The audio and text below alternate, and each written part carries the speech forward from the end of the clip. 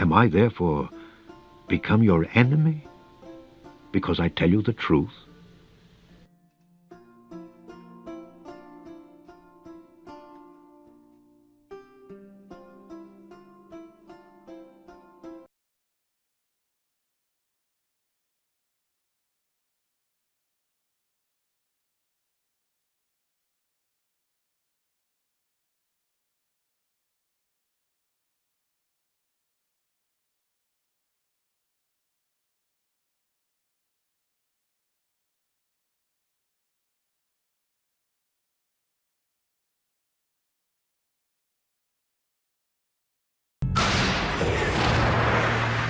The threat of nuclear war hasn't been this high since the Cold War. We will have no choice but to totally destroy North Korea.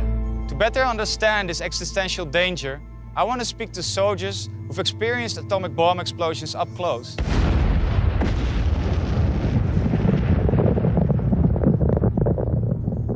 While everyone knows about Hiroshima and Nagasaki, few are aware that an additional 2,000 atomic bombs were detonated after World War II and tested on hundreds of thousands of young soldiers to prepare them for nuclear war. Most nuclear tests were performed by the United States and Russia,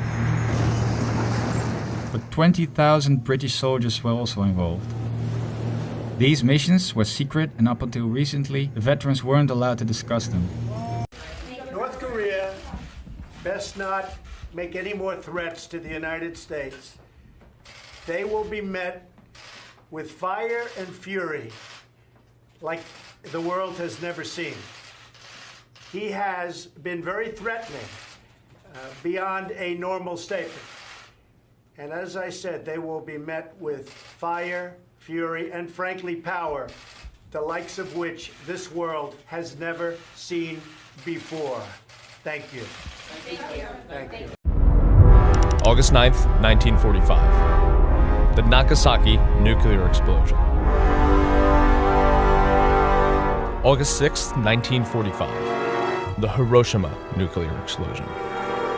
Since these World War II attacks, nuclear weapons have become even more powerful. The Hiroshima bomb produced an explosion of 15 kilotons. 1 kiloton equals the explosive power of 1,000 tons of TNT. If it was detonated in New York City's Times Square, this is what it would look like. The radius of the affected area would be almost a mile long. This yellow circle indicates the radius of the explosion's fireball. Within the red circle, fatalities are near 100%, and all concrete structures are damaged or demolished. Within the gray circle, most residential structures are destroyed, and there are massive injuries and fatalities. The orange circle indicates the area in which third-degree radiation burns occur. But the sheer destructive power of that explosion pales in comparison to the largest thermonuclear weapon currently in the United States arsenal, the B-83. Created in the late 1970s, the B-83 can produce an explosion of up to 1,200 kilotons, which is 80 times the Hiroshima explosion. That's the explosive power of 1.2 million tons of TNT. If dropped on New York City, the radius of the affected area would be over 7 miles. Then, there's the 1954 Operation Castle Bravo, the largest nuclear bomb ever tested by the United States. It produced a 15,000 kiloton explosion, which is over 1,000 times more powerful than the Hiroshima bomb. If detonated in New York City, the radius of the affected area would be over 21 miles. But there's even one more powerful than that. On October 30th, 1961, the Soviet Union tested the Tsar Bomba. It is the most powerful weapon ever detonated. It produced a 50,000 kiloton explosion. That's 3,300 times more powerful than the Hiroshima bomb. The mushroom cloud was so tall that it dwarfed anything on Earth.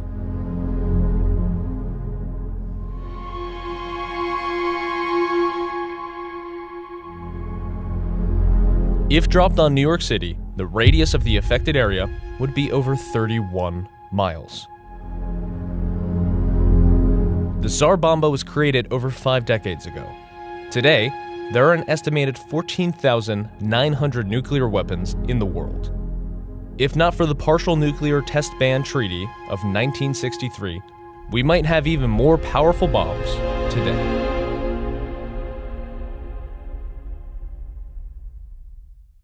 This is Democracy Now!, democracynow.org, The War and Peace Report. I'm Amy Goodman with Nermeen Sheikh. We turn now to North Korea, where tensions continue to mount with the United States. During a week-long visit to Asia, Defense Secretary James Mattis emphasized a diplomatic resolution to the standoff between the two countries, but warned that the U.S. would not accept a nuclear North Korea. This is Mattis speaking Saturday during a meeting with his South Korean counterpart, Song Young-moo, in Seoul. Make no mistake, any attack on the United States or our allies will be defeated. Any use of nuclear weapons by the North will be met with a massive military response, effective and overwhelming. I cannot imagine a condition under which the United States would accept North Korea as a nuclear power. Mattis arrived in South Korea on Friday for a 2-day trip to the country ahead of a visit later this week to the region by President Trump. Trump is slated to visit China, Vietnam, Japan, the Philippines, and South Korea over a 12-day visit. White House officials are divided over whether Trump should visit the demilitarized zone between the North and South during the trip, with concerns that a visit could further exacerbate the threat of nuclear war. Tensions between North Korea and the United States have been building after a series of nuclear and missile texts by Pyongyang and intense verbal exchanges between Trump and North Korean leader Kim Jong-un. Trump has threatened to destroy all of North Korea, a nation of 25 million people. Trump tweeted last month, "Just heard Foreign Minister of North Korea speak at UN. If he echoes thoughts of Little Rocket Man, they won't be around too much longer." Trump's tweet came as North Korean Foreign Minister Ri Yong-ho said Trump was on a suicide mission. Congressional Democrats are pushing legislation that would prevent President Trump from launching a preemptive strike against North Korea. Within 1,000th of a second of the detonation of this bomb, a fireball would form, reaching out for 2 miles in every direction, 4 miles across. Within this area, temperatures would rise to 20 million degrees Fahrenheit, which is hotter than the surface of the sun, and everything would be vaporized. The buildings, the people, the trees, the upper level of the earth itself. To a distance of 4 miles in every direction, the blast would generate winds in excess of 600 miles per hour and blast pressures greater than 25 pounds per square inch.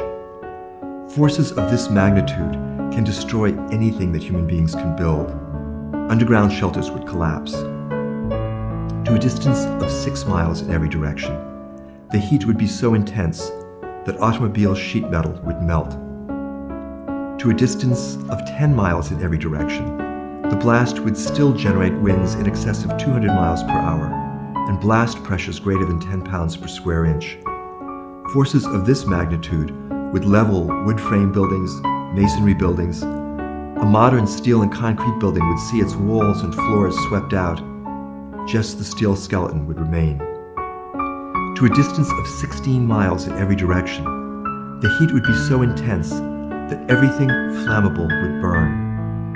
Wood, paper, cloth, heating oil, gasoline, it would all ignite. Hundreds of thousands of fires, which would, over the next half hour, coalesce into a giant firestorm, 32 miles across, covering over 800 square miles. Within this entire area, the temperature would rise to 1,400 degrees Fahrenheit. All the oxygen would be consumed, and every living thing would die. Beyond this great firestorm, the destruction would continue, and there would be hundreds of thousands, if not millions of people suffering severe injuries, crush injuries, penetrating injuries, extensive burns, blindness from retinal burning.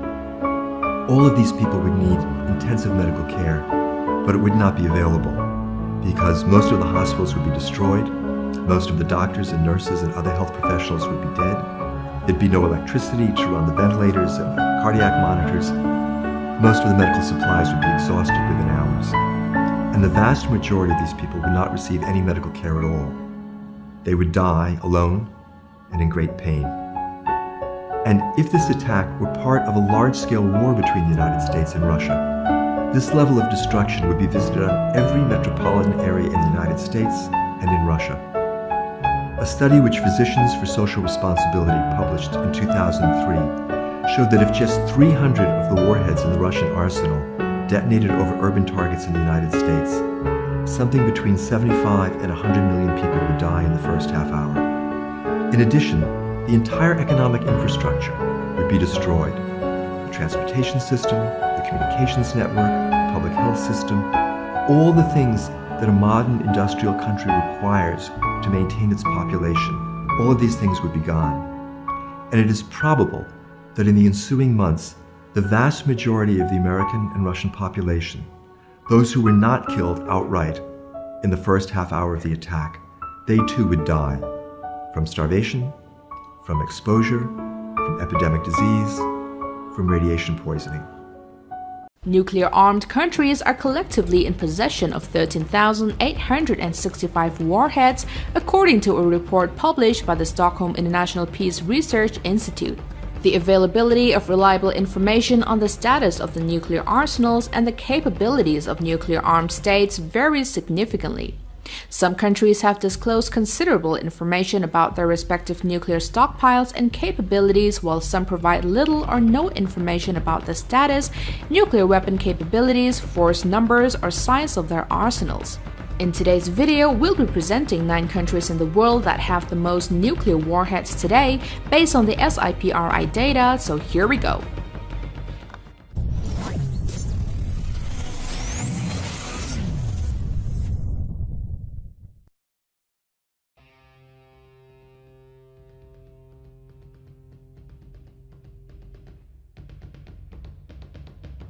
At number 9 is North Korea.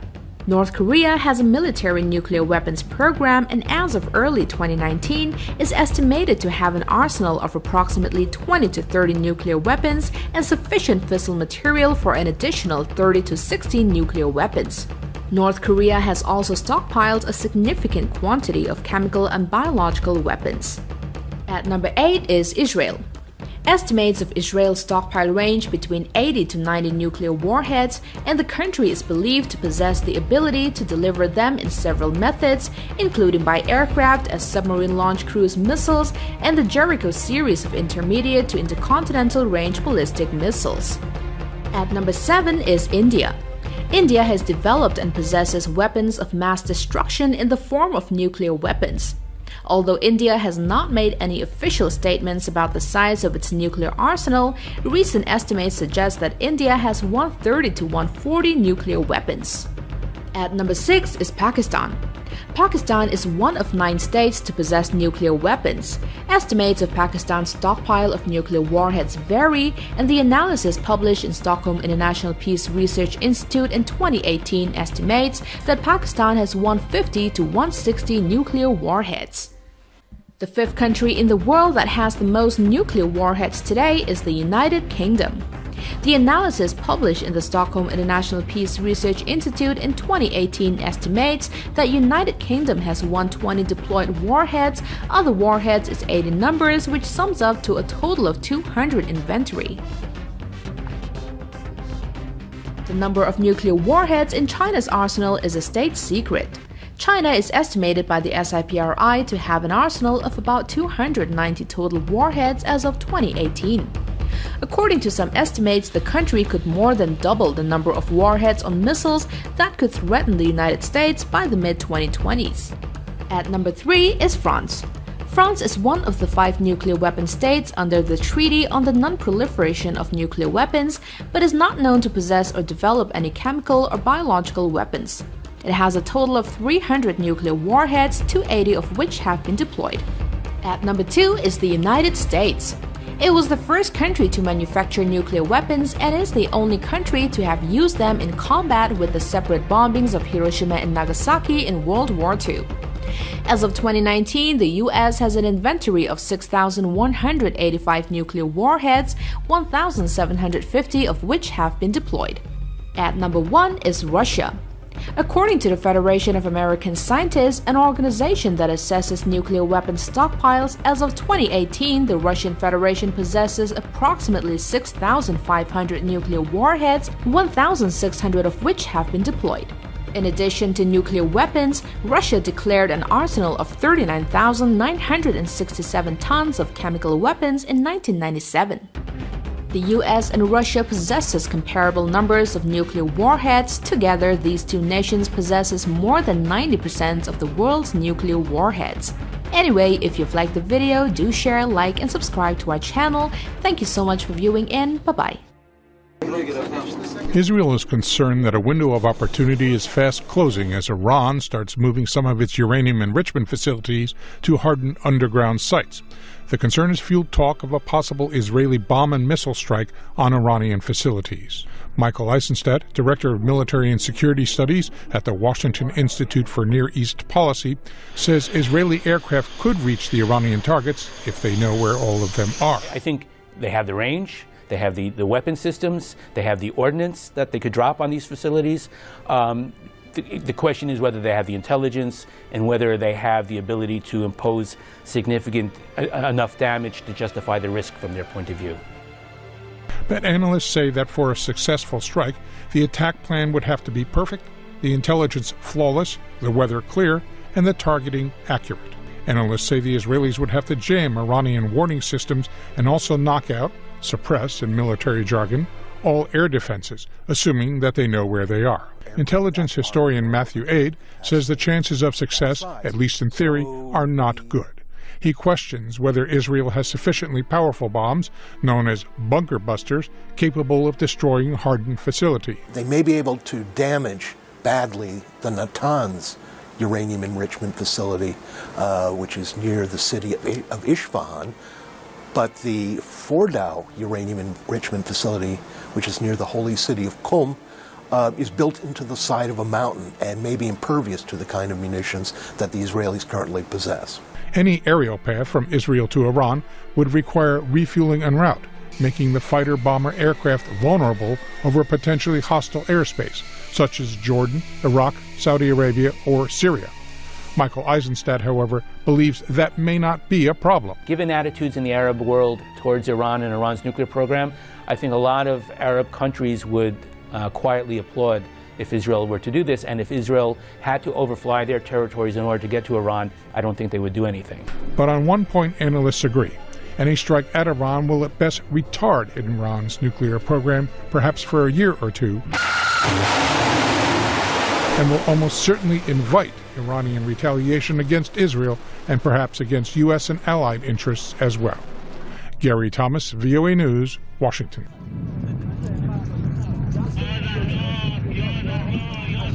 Brought a diagram for you. Here's a diagram. This is a bomb. This is a fuse. In the case of Iran's nuclear plans to build a bomb, this bomb has to be filled with enough enriched uranium. And Iran has to go through 3 stages. The first stage, they have to enrich enough low-enriched uranium. The second stage, they have to enrich enough medium-enriched uranium. And the third stage and final stage, they have to enrich enough high-enriched uranium for the first bomb. Where's Iran? Iran's completed the first stage. Took them many years, but they completed it, and they're 70% of the way there. Now they're well into the second stage. And by next spring, at most, by next summer, at current enrichment rates, they will have finished the medium enrichment and move on to the final stage. From there, it's only a few months, possibly a few weeks, before they get enough enriched uranium for the first bomb. Ladies and gentlemen, what I've told you now is not based on secret information. It's not based on military intelligence. It's based on the public reports of the International Atomic Energy Agency. Anybody could read them. They're online. So if these are the facts, and they are, where should a red line be drawn? A red line should be drawn right here.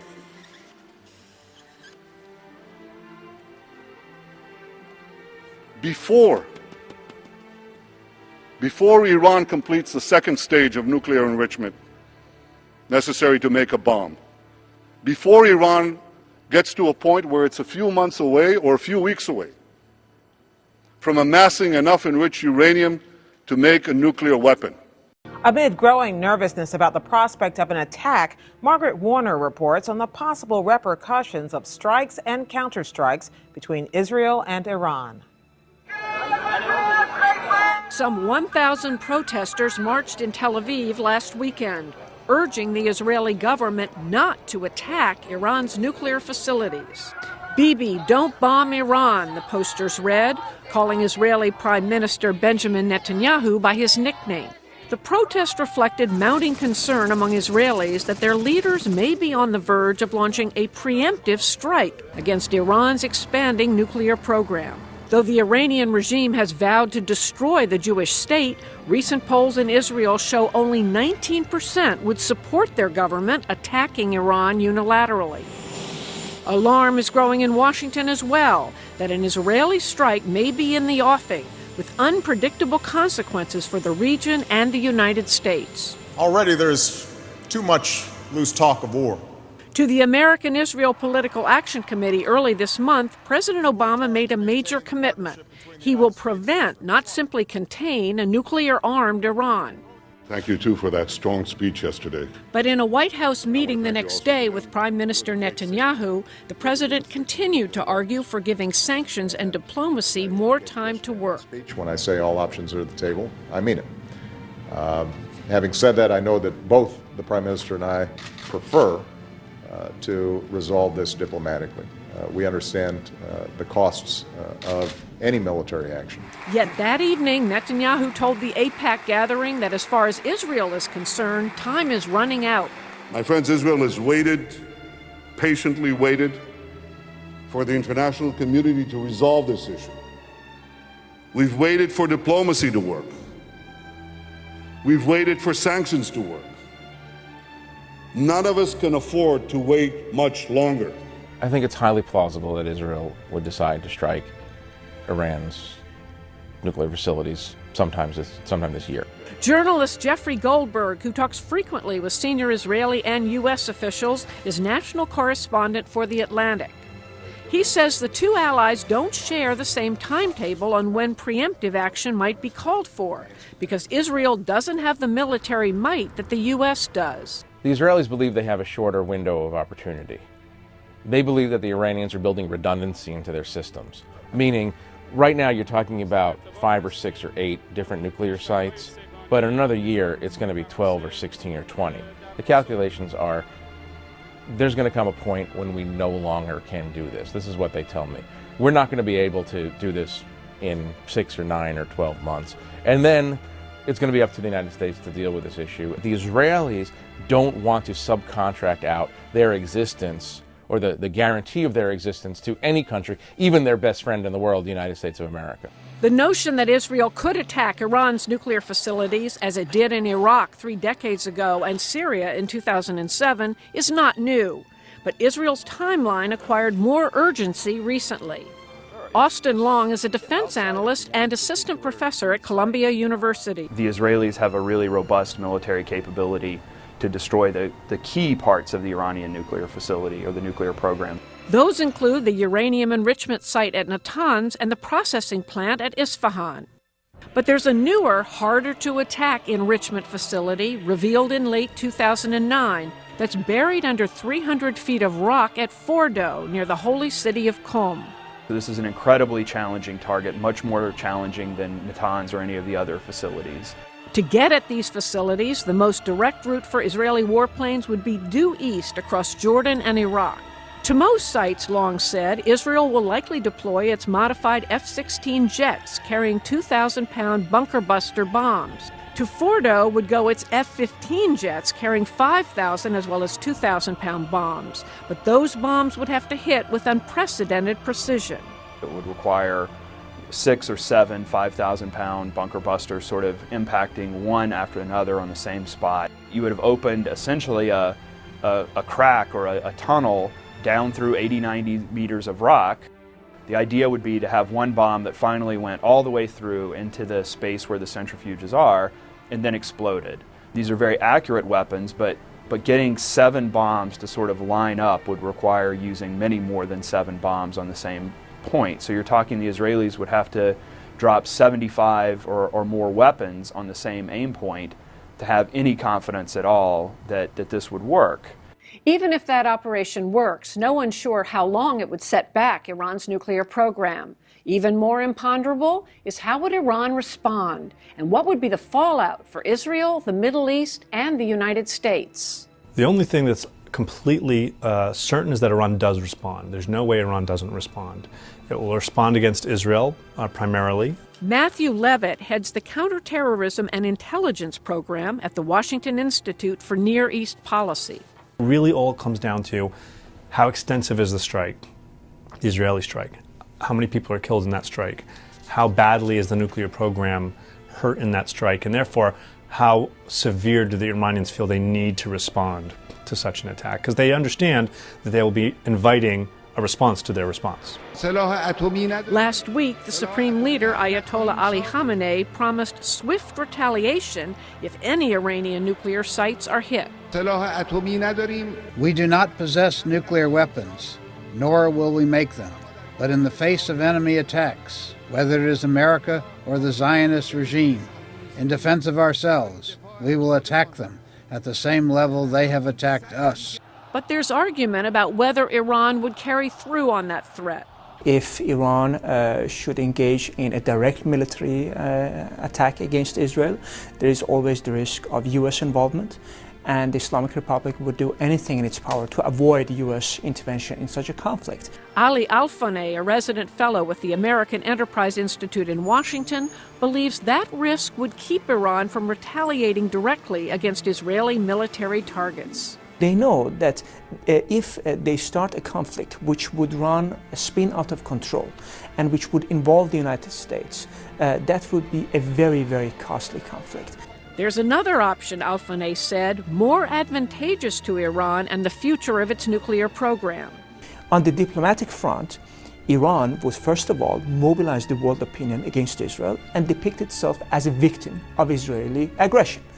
At the same time, such an attack would also legitimize Iran leaving the Non-Proliferation Treaty, because within the treaty there are legal ways of leaving it if the national security of the country is endangered. I don't find it plausible that if Iran is attacked, it sits back and says, I'm going to go some diplomatic route, leave the NPT, and that's it. It's not how the Iranians operate. That's not how this regime would operate. This would be a shot directly at the revolutionary regime. Iran has many tools at its disposal: its own missiles, its Revolutionary Guard and elite Quds strike force, and proxies like Hezbollah militants to Israel's north in Lebanon, and Hamas and other militants in Gaza to Israel's south. Levitt thinks Iran would employ some or all of those to hit multiple targets in the crowded Middle East and Persian Gulf neighborhood where U.S. warships patrol. It would very likely carry out attacks using those tools, targeting Israeli, Jewish, and probably American and other Western targets as well. We'd see rockets falling on U.S. bases in the Gulf, and we'd probably see some type of effort to block the straits. Absurd, says Alfaneh. The Iranian leadership is not suicidal. Iran and the Iranian regime is much more interested in survival than in revenge. And that is the policy that they have shown for many, many years. But Jeffrey Goldberg sees a danger of escalation even if Tehran's senior leaders choose caution over retaliation. I find a third argument even more plausible, which is that an accident will happen. In other words, the Persian Gulf is filled with these small Iranian speedboats run by the Iranian Revolutionary Guard Corps. And all it takes is one a hyperactive commander acting on his own to ram or try to ram a U.S. ship, and then all hell breaks loose. And it's not because the regime even wanted it. But then you enter into a cycle of escalation that could be extremely dangerous for the United States. It is just this unpredictability that keeps Washington policymakers and many Israeli citizens up at night. Prime Minister Benjamin Netanyahu has said Israel would not allow Iran to develop nuclear weapons, even if it had to stand alone on this issue. Addressing the UN General Assembly in New York, he described President Hassan Rouhani as a wolf in sheep's clothing and urged people to look at Iran's actions, not words. Now I know, Rouhani doesn't sound like Ahmadinejad. But when it comes to Iran's nuclear weapons program, the only difference between them is this. Ahmadinejad was a wolf in wolf's clothing. Rouhani is a wolf in sheep's clothing. A wolf who thinks he can pull the wool over the eyes of the international community. Well, like everyone else, I wish we could believe Rouhani's words, but we must focus on Iran's actions. And it's the brazen contrast, this extraordinary contradiction between Rouhani's words and Iran's actions that is so startling. And with protracted talks between Iran and the West planned for Geneva later this month, Netanyahu noted that the pressure of sanctions on Iran must continue. My friends, the international community has Iran on the ropes. If you want to knock out Iran's nuclear weapons program peacefully, don't let up the pressure. Keep it up. We all want to give diplomacy with Iran a chance to succeed. But when it comes to Iran, the greater the pressure, the greater the chance.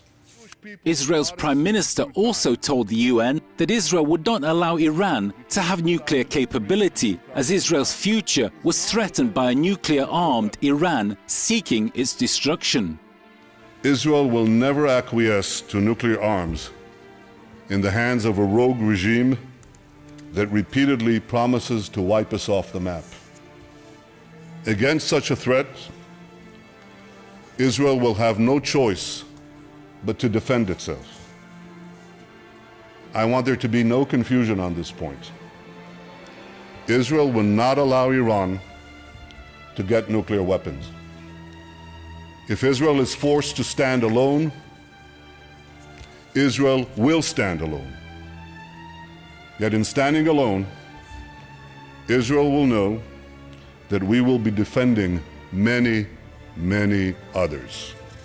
Netanyahu was speaking after a recent thaw in US-Iran relations. Iran has promised to provide specific proposals on its nuclear program ahead of talks, but has not done so yet. The president spent some time over the weekend thinking about his Iran strategy in the wake of calling off that airstrike late last week. The president now faces a situation in which he's got to figure out what he wants from the region. In his interview with Chuck Todd on NBC's Meet the Press over the weekend, the president laid out his vision for what an Iran deal could look like. Here's what he said. Their inflation is through the roof. They've never had the highest in the world right now, worse than any place. They're living not well. Do you want to do a separate deal with Iran, or do you want to get everybody involved in the same deal? Get the Russians, get the Chinese. I don't care what kind of a deal. It can be separate or it can be total. But it's one-on-one talks, you and the Ayatollah? Is it one-on-one talks, you and the Ayatollah, or you and the president? It doesn't matter to me. You know, here's what I want. Anything that gets you to the result, they cannot have a nuclear weapon. It's not about the Straits. You know, a lot of people covered it incorrectly. They never mentioned. They cannot have a nuclear weapon. They'd use it, and they're not going to have a nuclear weapon. And meanwhile, over the weekend, the president did suggest that he wants to impose additional new sanctions on Iran as early as today. Not clear exactly what the administration is going to target, given that American sanctions on Iran have been fairly sweeping so far, but there may be some remaining sectors of their economy that can be targeted.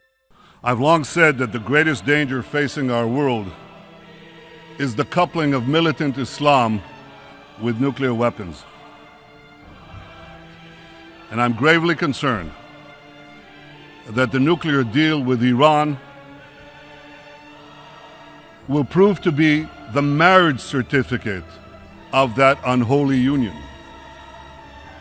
I know that some well-intentioned people sincerely believe that this deal is the best way to block Iran's path to the bomb.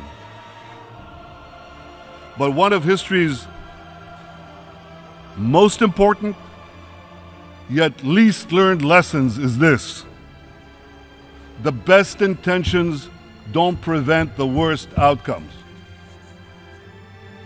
The vast majority of Israelis believe that this nuclear deal with Iran is a very bad deal. And what makes matters even worse is that we see a world celebrating this bad deal, rushing to embrace and do business with a regime openly committed to our destruction.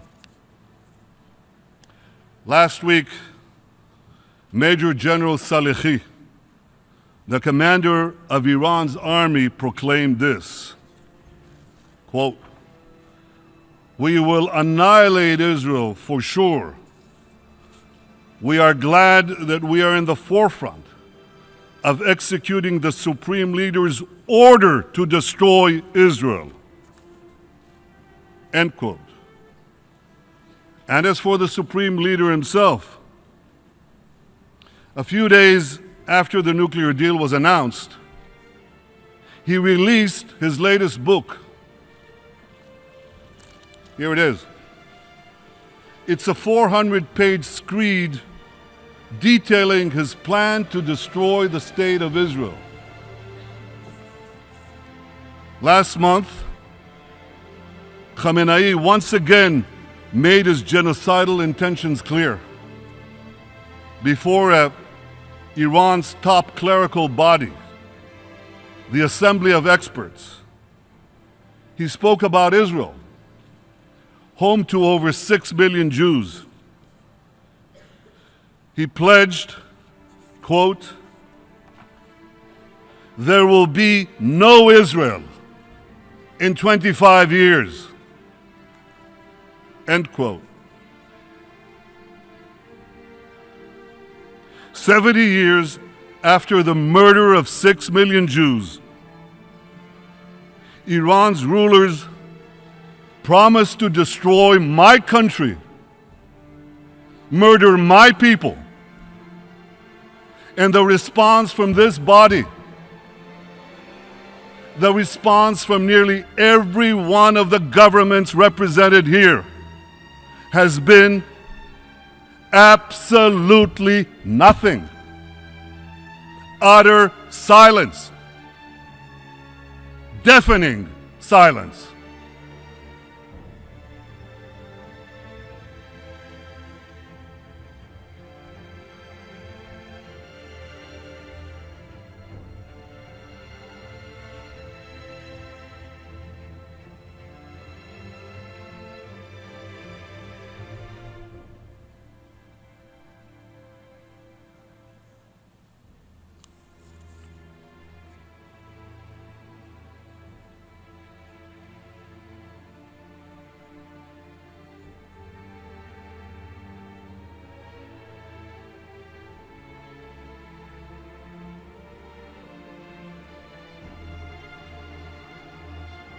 Perhaps you can now understand why Israel is not joining you in celebrating this deal. If Iran's rulers were working to destroy your countries, perhaps you'd be less enthusiastic about the deal. If Iran's terror proxies were firing thousands of rockets at your cities, perhaps you'd be more measured in your praise. And if this deal were unleashing a nuclear arms race in your neighborhood, perhaps you'd be more reluctant to celebrate. My fellow Americans, today I want to update the world on our efforts to prevent Iran from acquiring a nuclear weapon. The Iranian regime is the leading state sponsor of terror. It exports dangerous missiles, fuels conflicts across the Middle East, and supports terrorist proxies and militias such as Hezbollah, Hamas, the Taliban, and al-Qaeda. Over the years, Iran and its proxies have bombed American embassies and military installations, murdered hundreds of American service members, and kidnapped, imprisoned, and tortured American citizens. The Iranian regime has funded its long reign of chaos and terror by plundering the wealth of its own people. No action taken by the regime has been more dangerous than its pursuit of nuclear weapons and the means of delivering them. In 2015, the previous administration joined with other nations in a deal regarding Iran's nuclear program. This agreement was known as the Joint Comprehensive Plan of Action, or JCPOA. In theory, the so-called Iran deal was supposed to protect the United States and our allies from the lunacy of an Iranian nuclear bomb, a weapon that will only endanger the survival of the Iranian regime. In fact, the deal allowed Iran to continue enriching uranium and, over time, reach the brink of a nuclear breakout. The deal lifted crippling economic sanctions on Iran in exchange for very weak limits on the regime's nuclear activity and no limits at all on its other malign behavior, including its sinister activities in Syria, Yemen, and other places all around the world. In other words, at the point when the United States had maximum leverage, this disastrous deal gave this regime, and it's a regime of great terror, many billions of dollars, some of it in actual cash. A great embarrassment to me as a citizen and to all citizens of the United States. A constructive deal could easily have been struck at the time, but it wasn't. At the heart of the Iran deal was a giant fiction that a murderous regime desired only a peaceful nuclear energy program. Today, we have definitive proof that this Iranian promise was a lie. Last week, Israel published intelligence documents, long concealed by Iran, conclusively showing the Iranian regime and its history of pursuing nuclear weapons. The fact is, this was a horrible one-sided deal that should have never, ever been made. It didn't bring calm, it didn't bring peace, and it never will. In the years since the deal was reached, Iran's military budget has grown by almost 40%, while its economy is doing very badly. After the sanctions were lifted, the dictatorship used its new funds to build nuclear-capable missiles, support terrorism, and cause havoc throughout the Middle East and beyond. The agreement was so poorly negotiated that even if Iran fully complies, the regime can still be on the verge of a nuclear breakout in just a short period of time. The deal's sunset provisions are totally unacceptable.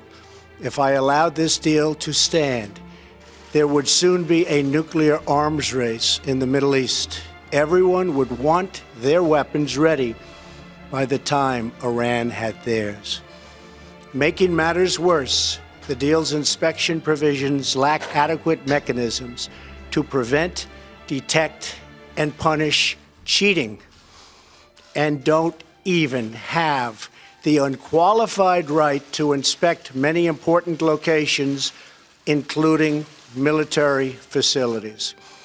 Not only does the deal fail to halt Iran's nuclear ambitions, but it also fails to address the regime's development of ballistic missiles that could deliver nuclear warheads. This is Democracy Now!, democracynow.org, The War and Peace Report. I'm Amy Goodman with Nermeen Sheikh. We turn now to North Korea, where tensions continue to mount with the United States. During a week-long visit to Asia, Defense Secretary James Mattis emphasized a diplomatic resolution to the standoff between the two countries, but warned that the U.S. would not accept a nuclear North Korea. This is Mattis speaking Saturday during a meeting with his South Korean counterpart, Song Young-moo, in Seoul. Make no mistake, any attack on the United States or our allies will be defeated. Any use of nuclear weapons by the North will be met with a massive military response, effective and overwhelming. I cannot imagine a condition under which the United States would accept North Korea as a nuclear power. Mattis arrived in South Korea on Friday for a two-day trip to the country ahead of a visit later this week to the region by President Trump. Trump is slated to visit China, Vietnam, Japan, the Philippines and South Korea over a 12-day visit. White House officials are divided over whether Trump should visit the demilitarized zone between the North and South during the trip, with concerns that a visit could further exacerbate the threat of nuclear war. Tensions between North Korea and the United States have been building after a series of nuclear and missile texts by Pyongyang and intense verbal exchanges between Trump and North Korean leader Kim Jong-un. Trump has threatened to destroy all of North Korea, a nation of 25 million people. Trump tweeted last month, "Just heard Foreign Minister of North Korea speak at UN. If he echoes thoughts of Little Rocket Man, they won't be around too much longer." Trump's tweet came as North Korean Foreign Minister Ri Yong-ho said Trump was on a suicide mission. Congressional Democrats are pushing legislation that would prevent President Trump from launching a preemptive strike against North Korea.